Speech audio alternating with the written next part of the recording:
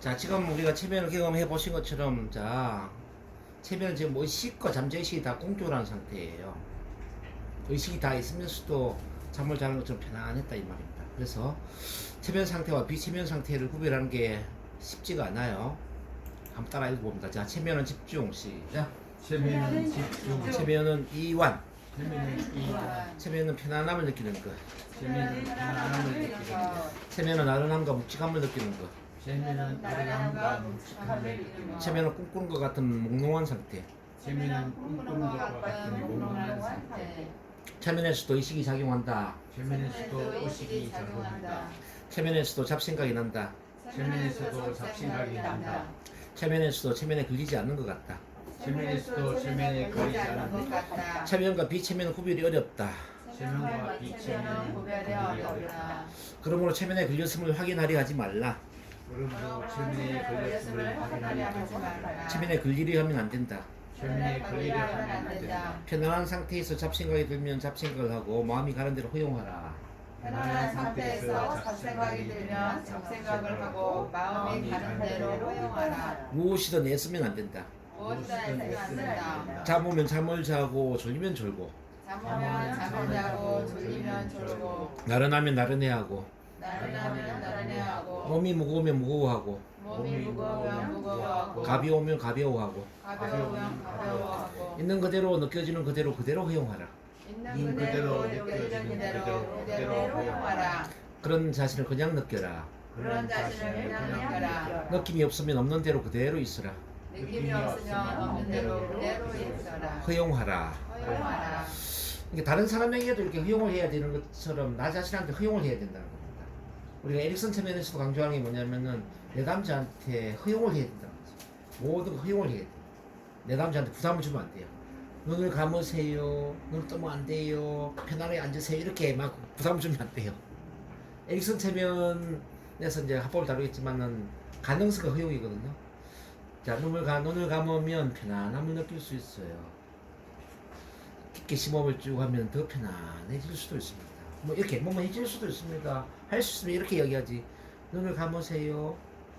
자, 깊게 심호흡을 하세요. 이렇게 전통체면에서 이렇게 이야기 안 한다는 거죠. 그러니까 우리 내담자한테 허용을 하는 것처럼 우리 체면에 잘 들어가려면 나 자신한테 허용을 해야 돼. 그래서 눈이 감기면 감기는 대로. 자, 심호흡을 하면서 온몸에 이제 긴장을 풀면 이제 풀리는 대로 또 잡생각이 나면 잡생각이 나는 대로 그렇게 편안하게 나를 허용하는 거지. 나를 가만히 내버려 두면은 내 마음은 불편해질까요? 편안해질까요? 편안해지겠죠? 편안해지면 체면에 들어가는 겁니다. 체면은 별거 아니에요. 체면은 편안함과 이완감, 집중에 힘을 이제 키우는 겁니다. 집중. 편안함과 집중, 뭐 크게 보면 두 가지예요. 얼마나 내가 편안해질 수 있느냐, 그래서 얼마나 집중하고 몰입할 수 있느냐 이제 이거지. 그래서 체면을 이상하게 생각하지 말고 내가 좀 편안하니까 체면에 들어가는구나. 그러면서 또 하나의 집중이 되니까 체면에 깊게 들어갔네 이거지. 근데 처음부터 그렇게 되는 게 아니잖아요. 잡생각이 날 때는 또 잡생각이 나다가 또 어떤 집중이 되다 그러잖아요. 우리 영화를 보면은 처음부터 영화에 집중이 잘 안 되잖아요.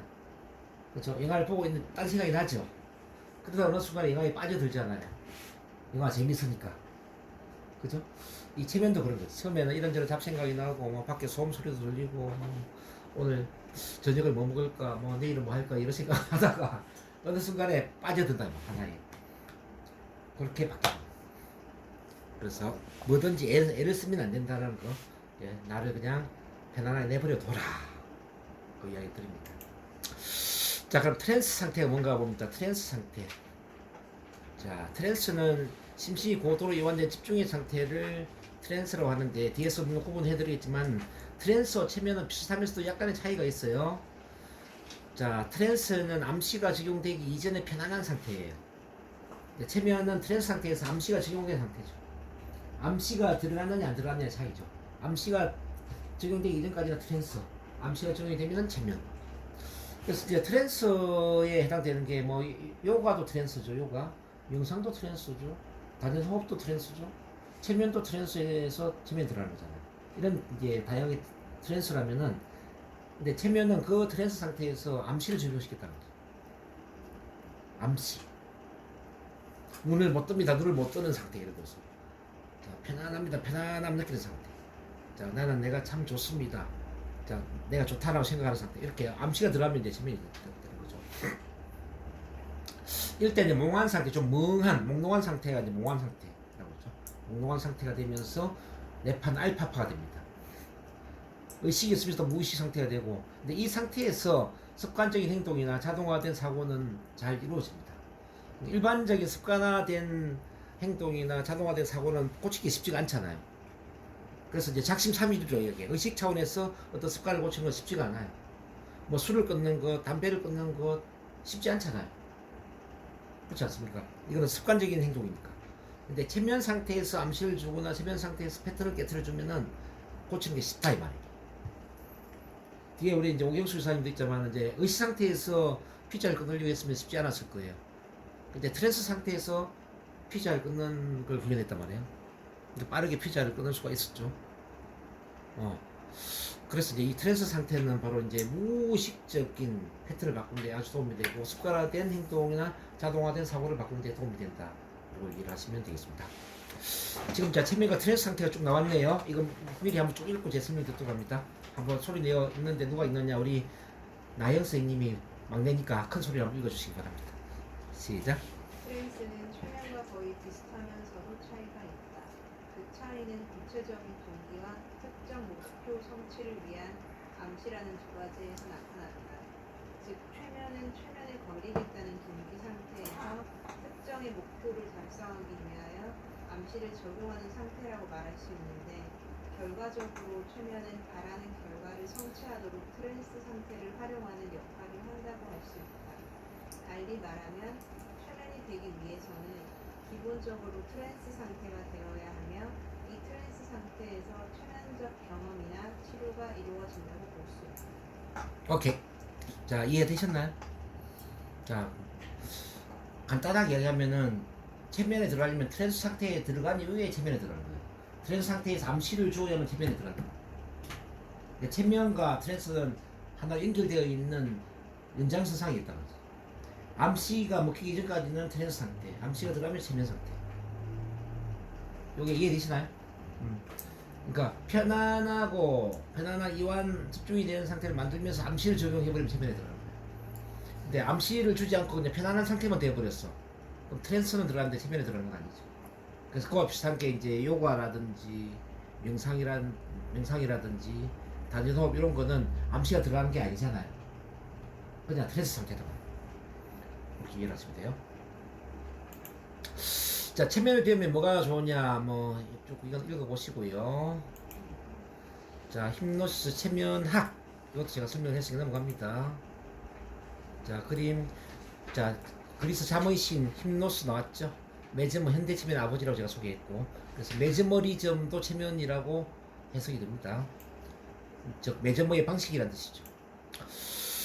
프로이드와 밀턴 에릭슨이 나왔는데 이게 참 중요한 두 사람입니다. 이제 이 프로이드는 체면을 후퇴시킨 사람이고 밀턴 에릭슨은 체면을 부활시킨 사람이에요. 요 이야기를 조금 드리면 원래 프로이트도 저기 체면을 했거든요. 처음에는 프로이트가 저기 이 브로이어라는 선배 겸 친구에 해당되는 이 사람과 함께 체면을 시작을 했습니다. 근데 이 브로이어는 체면을 너무나 잘 소화를 시켜서 10명 중에 8명, 9명 체면 치료를 잘 했습니다. 근데 이 프로이트는 10명 중에 1명, 2명밖에 체면을 치료를 못하는 겁니다. 근데 이 프로이트는 자존심이 엄청 센 사람이었어요. 그래서 친구는 체면을 잘하는데 나는 왜 체면을 못하지? 너무 어떤 자존심의 상처를 받고 그래서 자존심의 상처를 받은 나머지 체면을 포기하게 되죠. 그러면서 체면에서 배운 그 자유연상법을 활용해서 정신분석학이라는 자기만의 심리학 체계를 만들어내는데 요게 너무너무 크게 성공을 해버려요. 그래서 프로이트 이후에 모든 심리학자들은 체면을 다 그만두게 되고 그래서 50년 동안 체면이 암흑기에 들어갑니다. 근데 체면이 언제 부활이 되느냐면은 2차 세계대전에 병사들이 전쟁에서 돌아오면서 일반 심리치료를 해보니까 이 트라우마가 치료가 잘 안 되는데 체면을 활용해 보니까 치료가 너무나 잘 되더라는 거예요. 그래서 이 체면이 효과적이네. 그러면서 이제 힐 가이드라든지 헐 교수라든지 이런 분들이 이제 체면에 대한 연구를 집중적으로 하게 되는 동기가 되는데, 근데 이 헐 교수한테 체면을 배운 사람이 바로 이제 밀턴 에릭슨입니다. 그래서 지난 제가 줌 미팅에서 밀턴 에릭슨에 대한 소개를 해드렸지만, 이 에릭슨이 이제 헐 교수한테 체면을 배우면서 자기만의 이제 체면 체계를 만들어요. 자, 어떻게 만드냐면은, 왜 헐 교수가 전통 체면에서는 어떤 사람은 체면에 잘 걸리고 어떤 사람은 체면에 걸리지 않을까? 체면에 잘 걸리는 사람과 걸리지 않는 사람은 어떤 차이가 있을까? 이런 걸 이제 연구를 하게 되는데, 그 이전까지는 주로 체면사 중심의, 쉽게 말하면 권위적인 체면을 했단 말이에요. 뭐 눈을 감으세요, 심호흡을 하세요, 이렇게 명령적으로. 근데 이제 너무 논리적이거나 좀 합리적인 사고를 하거나 좀 비판적인 사고를 하거나 이런 사람들은 체면에 잘 안 걸린단 말이에요. 또 감수성이 약한 사람은 체면에 잘 안 걸리죠. 그래서 이제 에릭슨이 모든 사람에게 체면에 잘 걸리게 하기 위해서는 어떻게 해야 되는가 연구를 해보니까, 감수성이나 뭐 권위적인 지시 명령 체계보다는 어떤 협력적인 체계, 그러니까 내담자와 상담자가 어떻게 협력적인 체계를 잘 만드느냐. 그러니까 라포를 형성하고 서로 믿음 신뢰를 구축해서 서로 교감할 수 있는 그런 협력 체계를 만드는 거예요. 그 협력 체계 속에서는 체면이 잘 들어가는데, 그러기 위해서는 이 내담자의 자원을 잘 활용하고 내담자의 어떤 동기, 흥미 분야와 어떤 체면을 잘 연결시켜서 체면을 유도를 해야 된다는 건데, 이제 그런 연구 결과 속에서 만들어낸 게 바로 이제 대화형 체면입니다. 대화형 체면. 그러니까 대화를 하듯이 체면을 유도하는 거죠. 앞서 제가 처음에 유도할 때도 주로 이제 대화형을 제가 유도를 좀 많이 했을 거예요. 눈을 감으세요, 심호흡을 합니다, 이런 것보다는 자 이렇게 유도를 아마 했을 겁니다. 자, 눈을 감으면 편안함을 느낄 수 있을 겁니다. 지금까지 살아오시면서 편안함을 느꼈던 순간이 있을 거예요. 언제가 가장 편안하셨나요? 잠을 자기 직전에 그 편안함을 느꼈을 수도 있습니다. 아침에 잠을 깨었을 때에 정말 의식은 있지만은 눈뜨고 싶지 않는 그 편안함을 느꼈을 수도 있죠. 뭐든지 좋습니다. 그 편안함을 지금 느껴볼 수 있을까요? 뭐 이런 식이죠. 지금 이 이유는 뭡니까? 제가 명령하는 게 아니잖아요. 뭐 할 수 있을까요? 근데 권유형의 자, 의문문으로 이야기한단 말이에요. 뭐일 수도 있습니다. 뭐일 수도 있습니다. 자, 여러분들 같은 경우 지금 제 이야기를 듣고 있습니다. 그죠? 자, 제 이야기를 들으면서 정말 과연 체면이라는 게 뭘까 궁금해 하실 수도 있습니다. 에릭슨 체면은 또 어떤 체계를 갖고 있을까? 전통 체면과 에릭슨 체면은 어떤 차이가 있을까에 대한 궁금증이 있을 수도 있을 거예요. 그러면서 체면에 대한 관심이 더 높아져서 제 이야기에 더 많은 집중을 할 수도 있을 겁니다. 자, 이런 그 스타일의 말이 어때요? 자, 제가 뭐일 수도 있고 뭐일 수도 있습니다. 그러면서도 뭐일 수도 있을 것입니다. 제가 이렇게 유도를 하잖아요. 어때요? 제 이야기가 부담스러워요? 편안해요? 편안하다는 건 빠져든다는 거예요. 이렇게 편안하게 빠져들게 만드는 거죠. 근데 에릭슨이 이런 식으로 체면 체계를 만들다 보니까 감수성이 좀 떨어지거나 뭐 합리적이거나 좀 비판적이거나 논리적이거나 이런 사람과 관계없이 모든 사람 체면에 잘 들어가는 거예요. 그래서 이제 밀턴 에릭슨이 자기만의 대화 체면, 에릭슨 체면 체계를 만들면서 체면이 부활을 하게 되고, 그러면서 1950년 이후에 뭐 미국에서는 체면 의학계에서도 체면을 받아들이게 됩니다. 그러면서 이제 뭐 또 NLP를 다 훈련하셨지만 1970년 중반에 NLP를 만들어낸 리차드 밴들과 존 그린드가 세 사람을 모델링 하는데 그 중에 한 사람이 밀턴 에릭슨이에요. 프리츠 펠츠와 그다음에 버지니아 사티어, 밀턴 에릭슨, 이 세 사람을 모델링해서 NLP를 만들어낸단 말이에요. 그 중에서도 가장 지대한 선구자에 해당되는 사람이 바로 밀턴 에릭슨입니다. NLP의 거의 한 50% 이상의 비율을 차지하는 게 바로 밀턴 에릭슨의 에릭슨 체면입니다. 그래서 밀턴 에릭슨으로 인해서 NLP도 유명해지지만은 NLP를 통해서 또 체면도 유명해지는 그 계기가 되는 거죠. 그래서 여러분들 에릭슨을 빼면 체면을 논할 수가 없다, 이걸 이해를 해야 됩니다.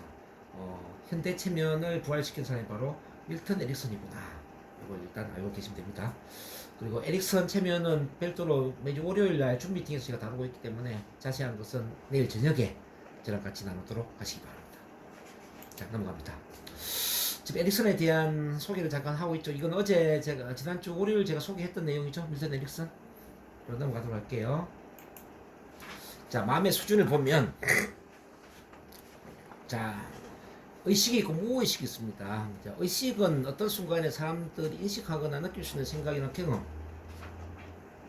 무의식은 다른 말 잠재의식이라고 그러죠.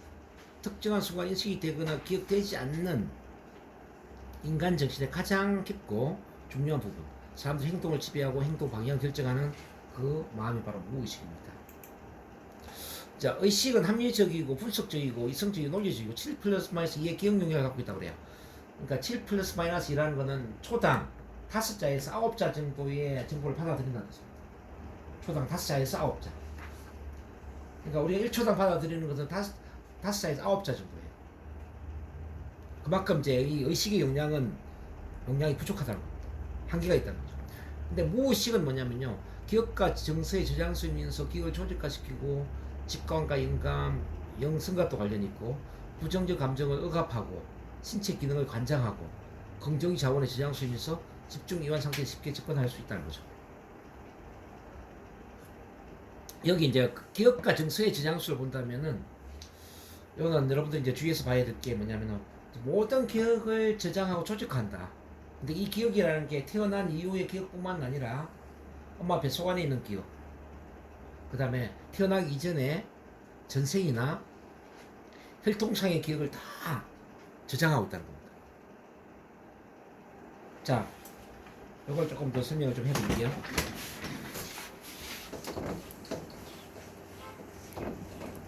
자, 우리가 이제 마음을 본다면은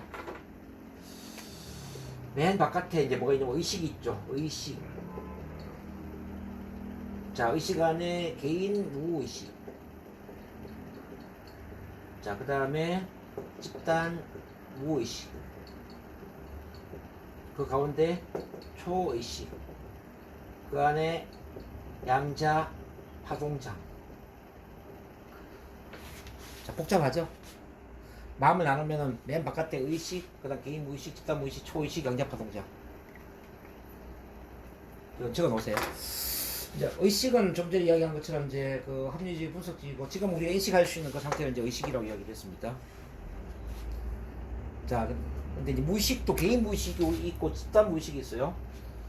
자, 개인 무의식 안에 지정되어 있는 것은 태어난 이후의 기억, 엄마 뱃속 안에 있는 태아 시절의 기억, 태어나기 전에 어떤 전생에 대한 기억, 또는 혈통상의 기억, 이게 다 개인 무의식 안에 있는 거예요. 그 다음 집단 무의식은 이제 칼 융의 심리학을 공부해 보면 집단 무의식이라는 용어가 나오는데, 집단 무의식은 어떤 거냐면은 인류가 수렵 사회부터 진화된 과정이 있겠죠. 수렵 사회에서 농경 사회에서 다시 뭐 이렇게 산업 사회로 쭉 진화되어 있는 그런 과정들이 있지 않겠습니까? 근데 집단 무의식 속에는 모든 문화에 대한 인류의 문화에 대한 기억이 시작되어 있다는 거예요. 칼 융이 연구를 해보니까 아프리카에도 어떤 신화나 전설이 있고요. 아시아에도 그런 신화나 전설이 있고, 저 아메리카 뭐 유럽 어떤 대륙에는 그런 신화나 전설이 있더란 이야기예요. 근데 희한하게 아시아의 그 전설하고 유럽의 전설하고 아프리카 전설이 비슷한 전설을 갖고 있어요. 비슷한 어떤 신화를 또 갖고 있어요. 근데 대륙이 떨어져 있는데 이동 경로가 없는데 어떻게 비슷한 시기에 비슷한 전설이 있을까? 이게 참 궁금했거든요. 근데 인류가 불을 발명하는 것도 이제 보면요, 아시아에서 불을 발명한 거하고 유럽에서 불을 발명한 게 좀 비슷해요. 시기가. 분명 이동 경로가 없는데도 이게 비슷하다고. 자, 집단 무의식을 조금 이해를 하기 위해서 이제 99마리의 원숭이에 대한 이야기를 조금 이해를 해볼 필요가 있어요. 일본의 최남단섬에서 그 2차 세계대전 이전에 양자 물리학자들이 연구를 해봤어요. A섬과 B섬, 이게 이제 한 100km 정도 공간이 떨어져 있는 공간이에요. 이게 이제 원숭이를 100마리를 다 A, B 섬에 풀어놓은 거예요. 이 원숭이들이 어떤 식으로 활동을 하는지를 이제 연구를 한 거죠. 근데 A 섬의 원숭이를 이제 연구를 해보는데 99번째 원숭이까지는 고구마 있죠, 고구마. 고구마는 흙이 묻어 있는 상태로 먹더란 이야기예요. 근데 100번째 원숭이가 고구마를 물에 씻어서 먹었어. 그러니까 모든 원숭이들이 고구마를 물에 씻어 먹는 거예요. 이 A섬에 있는 원숭이들이. 근데 그와 비슷한 시기에 B섬에 있는 원숭이들을 관찰해 보니까 너나 할 것 없이 원숭이들이 고구마를 물에 씻어 먹는 거예요. 근데 A섬과 B섬에는 또 이동 경로도 없었고 원숭이들끼리 연락 체계가 없었거든요. 서로 떨어져 있는데 희한하게 이 B섬에 있는 원숭이들이 A섬과 똑같은 시기에 고구마를 물에 씻어 먹더라는 이야기죠. 이게 어떻게 해서 가능할까요? 혹시 아시는 분? 우리 박용복 기사님 한번 이야기 해보십시오. 어떻게 해서 B섬에 있는 원숭이들이 이렇게 고구마를 물에서 씻어 먹었을까요?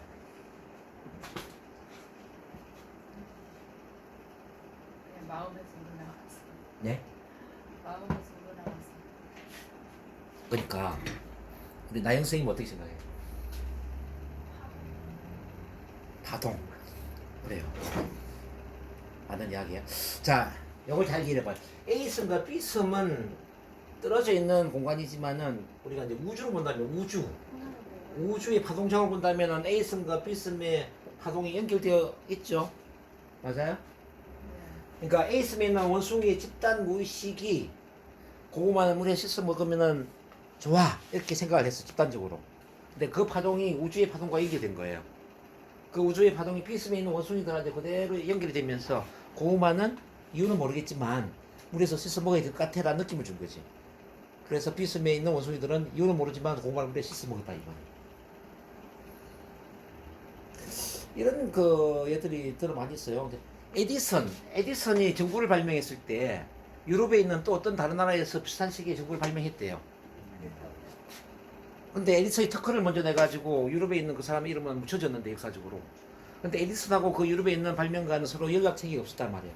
서로 모르는 사이인데 비슷한 시기에 전구를 발명했다는 거지. 그것도 이제 우주의 파동적으로 이제 우리가 이해를 해볼 수가 있고요. 또 여러분들 이런 경험 있는지 모르겠네요. 누군가가 막 보고 싶어가지고 막 편지를 썼어요. 근데 그 편지가 그 누군가한테 가기도 이전에 내한테 편지가 온 거야. 그러니까 나도 편지 쓰고 동시에 그 친구도 나한테 편지를 쓴 거야. 서로 동시에 편지를 보낸 거지. 그런 경험 해보신 적 있었어요? 만난 적이 있어요. 그렇게 해서 사람을. 아 그래요? 그 만나는 것도 비슷하고. 아니 요즘 같은 경우는 핸드폰도 그럴 수 있을 거예요. 전화를 걸었는데 막 통화 중이야. 근데 나중에 알고 보니까 나도 그 친구한테 전화를 걸고 그 친구도 나한테 전화를 걸고 서로 같이 동시에 전화를 거는 그런 경우가 있을 수 있다는 겁니다. 여기 이제 파동이죠. 공간적으로 떨어져 있지만 우주로 본다면 떨어져 있는 게 아니죠.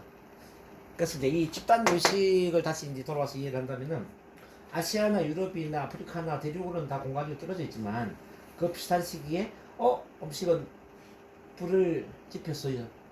자 끓여 먹는 게 좋아? 뭐 또는 삶아 먹는 게 좋아? 그럴 수 있잖아요. 그게 어떤 무의식 속에 나도 모르게 어떤 느낌을 가져다 줄 수 있다고. 비슷한 시기에 불이 발명되고 비슷한 시기에 농사를 짓게 되고 비슷한 시기에 어떤 비슷한 문화가 만들어진단 말이에요. 자 이동 체계는 없지만 자 그래서 이제 결론적으로 칼 융은 이렇게 결론 내립니다. 우리 집단 무의식 안에는 인류가 진화해온 모든 과정의 그 문화의 기억이 저장되어 있다라는 거죠. 그래서 우리 집단 무의식에 들어가면은 공자님에 대한 지혜 보고도 있고 예수님의 지혜 보고도 있고 인류의 그 모든 그 스승님들의 그 지혜가 내 집단 무의식 안에 들어와 있다는 거예요. 그래서 내 집단 무의식과 소통한다면은 이미 내 안에는 무한한 지혜가 들어와 있다. 그래서 다른 누구한테 지혜를 구할 게 아니라 나 스스로에게 지혜를 구하면 된다는 거예요. 내 안에는 모든 지혜가 있으니까. 여기까지 이해되셨나요? 자, 그 집단 무의식을 들어가 보면 뭐가 있냐면 또 초의식이라는 게 있어요. 초의식. 자, 이 초의식이 중요한데 저는 아직 초의식까지는 가보지를 못했습니다. 초의식은 바로 저 천상세계, 저 하늘나라, 우리 하늘나라로 이야기한 천상세계에 있는 기억을 바로 초의식이 저장하고 있다는 겁니다. 우리가 죽은 이후에 저 천상세계에 올라가서 내 영혼이 어떤 과정을 거쳐서 다시 태어났는지 어떻게 환생을 거듭하고 자, 내 영적 그는 어떤 성장을 어떻게 하고 있는가? 저 하늘색에서 어떤 영적인 마스터를 만나, 어? 자, 어떤 코치를 받으면서 또 어떤 계획을 세워서 내려왔는지, 그게 또 초의식 속에 다 있단 말이죠.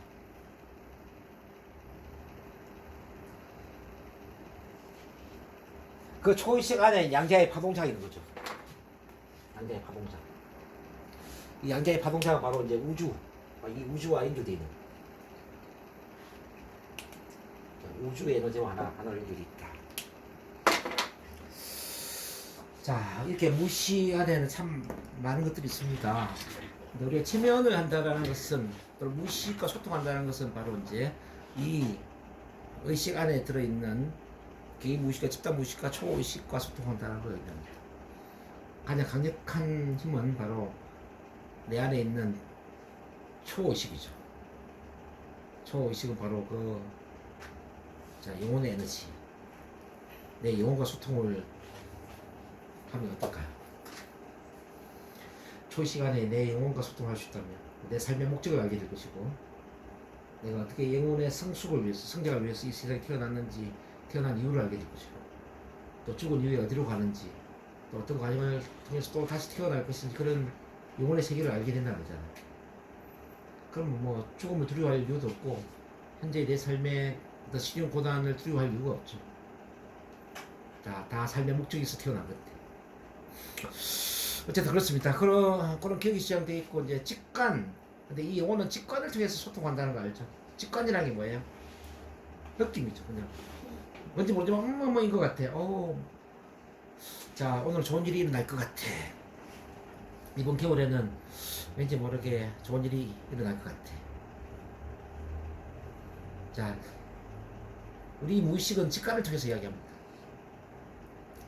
우리 영혼의 단어 중에 가장 강력한 단어는 바로 직관입니다. 그래서 자기 직관을 믿어야 돼요. 뭐인 것 같아요. 그 다음에 우리 무의식 안에는 부정적 감정이 또 억압되어 있는 경우가 많아요. 부정적 감정은 왜 억압이 되느냐 하면은, 처음에는 나를 보호하기 위해서 억압을 해요. 보호를 목적으로 해요. 이건 단기적인 목적이죠. 자, 이건 어떤 의미냐면은, 난로에 손을 대는데 난로가 뜨거워. 그럼 난로에 대한 어떤 두려움을 보관을 하는 게 좋아요? 보관을 하지 않는 게 좋아요? 보관을 해야 되겠지. 해야만 난로를 조심하지 않겠습니까?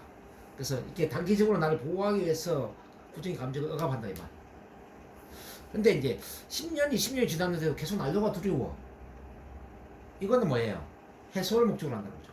장기적인 목적은 해소를 목적으로 부정의 감정을 억압한다는 거죠. 해소를 목적으로 이제 부정의 감정을, 억압되는 감정을 드러내는 거죠. 10년, 20년이 되었는데 난로에 대한 두려움이 있다. 이거는 치료를 해야 되는 치료. 그래서 단기적으로는 보호를 위해서 보관을 하지만, 장기적으로는 해소를 목적으로 드러낸다. 이걸 이제 이해해야 돼요. 부정의 감정. 그래서 여러분들 이제 10년, 20년 오래된 어떤 부정적 감정들이 있다면은 반드시 NLP나 체면을 통해서 치료를 하는 게 중요하다 말씀드립니다. 그 다음에 신체 기능을 관장한다는 건 뭐냐면은, 우리 몸 안에는 종합건강청사진이 있습니다. 즉 우리 몸을 자연 치유를 하는 그 자연 치유력이 있다는 거죠. 자연 치유력, 다른 말로 하면 종합건강청사진. 즉 약을 먹지 않는다 하더라도, 자, 충분히 쉼을 한다면, 충분히 휴식을 한다면 내 몸 스스로가 내 몸을 치유할 수 있는 그 힘이 있다는 거예요. 그래서 요즘 뭐 자연 치유라든지 또는 그 어떤 대체의학이라든지 이런 게 많이 발달되는 이유가 뭐냐면은, 내 몸이 갖고 있는 그 치유력을 극대화시키면서 자연적으로 치유할 수 있는 그 힘을 음식이라든지 또는 뭐 자연 환경이라든지 운동이라든지 이런 걸 통해서 이제 만들어내는 거잖아요. 암을 꼭 수술 안 하더라도 치유되는 건 뭐냐면, 암세포를 스스로 치유하는 그 자연 치유력이 있기 때문에 그런 거죠. 근데 그 자연 치유력이 어디에 있느냐? 바로 우리 무의식 안에 있다는 겁니다. 그래서 우리 무의식과 소통이 되면은 몸을 건강하게 만들 수 있겠죠. 모든 질병은 이건 에릭슨 말입니다. 밀턴 에릭슨 이런 이야기합니다. 모든 질병은 무의식과의 레포가 깨어졌기 때문에 생겨나는 것이다. 무의식과의 레포가 깨어져서 생기는 게 바로 질병이라는 겁니다. 그리고 이제 우리 신체는 정상을 통해서 항상 긍정적 신호를 보낸다고 제가 NLP 시간에 말씀드렸어요. 정상을 통해서. 우리 몸살이라는 것은 한 3일 정도는 과로를 하지 말고 푹 쉬세요라는 신호를 보낸다. 네. 우리 이제 한숙기 이사님이 이제 감기 몸살 있지 않습니까? 사실 휴식을 해야 됩니다. 휴식. 사실 과로를 했기 때문에 이제 지금 몸살이 빨리 낫지 않는데 회사를 한 3일 정도 안 나가고 푹 쉬시면 아마 좋아질 거예요. 근데 지금 일이 연말이다 보니 많이 바쁘실 거예요. 그래서 이제 제가 저한테 위로의 시를 한번 읽어줬더니 기분이 많이 좋아지더라고요. 오, 누가 주변에서 저한테 그런 얘기를 해줘야 되는데 네, 해주는 사람이 없잖아요. 그렇죠. 그래서 제가 저한테 그걸 한번 읽어줬더니 이게 눈물 나고 기분도 좋아지더라고요. 그럼요. 그 자연 치유력을 극대화시키는 데 있어 가장 큰 힘은 뭐냐면은 사랑받는 느낌이거든요. 사랑받는 느낌. 누군가 나를 사랑해주면은 더 빨리 치유가 되죠. 근데 지금 우리 이사님 말씀처럼 누군가 나한테 위로해주는 사람도 없고 사랑해주는 사람이 없어. 그럼 어떻게 해야 돼요? 내가 나 자신을 사랑해야 돼. 내가 나 자신한테 위로의 말을 하고, 그죠? 사랑의 표현을 하면서 에너지가 강해지죠. 그게 아주 좋은 방법이라는 걸 알았어요. 그럼 좋은 방법이죠. 그 작년에 세계보건기구에서 이제 질병의 가장 큰 원인이 뭔지 이제 연구를 한 게 있었어요. 질병의 1순위, 2순위, 3순위 쪽을 했는데 의외도 있잖아요. 의외로 1순위가 뭐 음식이라든지 뭐 담배, 술이라든지 뭐 운동 부족이라든지 이런 게 아니고요. 1순위가 뭐냐면은 바로 외로움이라는 거죠. 외로움이 질병의 1순위더라는, 즉 내가 혼자라는 느낌, 누가 사랑해주지 않는다라는 거, 사랑받지 못하고 있다라는 이 외로움, 이게 질병의 1순위더라는 얘기죠. 그런 점에서 이제 우리가 이제 이 종합건강청사진 자연 치유력을 극대화시킬 수 있는 그 힘이 뭐냐? 바로 나를 사랑하는 힘을 키우는 거예요. 누가 나를 사랑해주지 않으면 내가 나를 사랑한다고 그래서 표현하고 나를 위로하고 격려하고 그렇게 사랑의 힘을 키워줘야 되지. 혼자 있는 사람일수록 특히나 이게 중요해요. 외로워하지 말고. 내 안에 잠든 거인을 깨워라 그 책에 보면 질문의 힘이라는 게 있잖아요. 네. 그러니까 자기가 그런 저런 그 무의식 상태에서 그런 것을 느끼게 될 때 자기한테 계속해서 질문해 보니까 그 답을 찾게 되더라고요. 그럼요. 그 저기 내가 잡는 그 일화의 책에 나와 있는 건데 이제 그 아침 질문법, 저녁 질문법이라는 게 있어요. 그걸 매일 하는 것도 도움이 돼요. 뭐 예를 들어서 아침 질문법에 내 삶에서 지금 행복하다고 느끼는 것은 무엇인가? 지금 내 삶에서 가슴 들뜨게 만드는 일은 무엇인가? 희망적인 것들을 내 삶에서 감사하다고 느끼는 건 무엇이냐? 자랑스럽다고 생기는 건 느끼는 건 뭐냐? 즐거움을 주는 건 뭐냐? 지금 당장 결단내는 건 뭐냐? 내가 사랑하는 사람 누구이고 나를 사랑하는 사람 누구냐? 이런 게 있어. 그걸 매일 아침마다 질문을 하고 1분씩 명상을 하거나 답변하는 연습을 하면은 아주 좋죠. 왜냐? 질문은 생각에 초점을 맞추니까. 힘을 주는 질문은 힘을 주거든. 어쨌든 그 지금 다시 돌아와서 이제 신체 기능을 관장한다고 요거 여러분들이 이제 그런 차원에서 이해를 하시면 좋을 것 같고요. 긍정 자원의 지장소. 자, 우리 무의식 안에는 모든 긍정 자원이 지장이 되어 있는데 이건 뭐냐면 행복에 대한 경험도 지장돼 있죠. 자신감의 경험도 지장돼 있죠. 성취감의 경험, 뭐 사랑의 경험, 좋았던 경험이 우리 무의식 안에 다 지장돼 있잖아요. 자, 무의식은 사진첩과 같아, 여러분. 옛날에 좋았던 사진 많이 있잖아요. 사진첩을 들추면은 사진이 나오잖아. 그 사진 보면 좋았던 일이 또 오르죠. 그렇죠? 근데 사진첩을 들추기 전에는 옛날에 무슨 일이 있었는지 모르잖아요. 그런 것처럼 이제 우리 무의식 안에는 사진이 지장되어 있는 것처럼 모든 좋았던 그 경험에 사진이 저장되어 있다는 거죠. 그 이미지나 영상이나 그 느낌이 저장되어 있다는 거죠. 그걸 어떻게 잘 끄집어내어 가지고 체면 상태에서 자, 자원으로 활용할 수 있느냐에 따라서 자신감이 없는 사람 자신감이 커질 수도 있고요. 우울증을 치유할 수도 있고 뭐 두려움을 치유할 수도 있고 이렇게 다 가능하다는 거예요. 그래서 그 긍정 자원의 지장소라는 잘 이해해야 돼요. 근데 이걸 이제 프로이트는 반대로 이야기합니다. 부정적인 경험이 억압되어 있는 게 바로 무의식이다. 그래서 뭐 어떤 성충동이라든지 또는 뭐 어떤 기독교 안에 있어서 어떤 죄의식이라든지 이런 것들이 무의식에 지장되어 있는 걸로 무의식을 부정적으로 이야기를 한단 말이에요. 그래서 이제 많은 분들이 무의식을 들추어내면 혹시 나의 부끄러운 과거가 들추어지지 않을까. 그래서 체면을 두려워하고 무의식을 부정적으로 보는 경우가 있었습니다. 근데 그렇지가 않다. 무의식은 긍정의 자원의 지장소다. 이걸 이해를 하시고. 여기에 이제 집중 이완 상태에서 쉽게 접근이 가능합니다. 즉 체면을 걸면 잘 접근이 될 수 있다는 걸 말씀드립니다. 자, 모든 학습 행동 변화는 이런 이제 무의식, 잠재의식 차원에서 일어나는 거예요.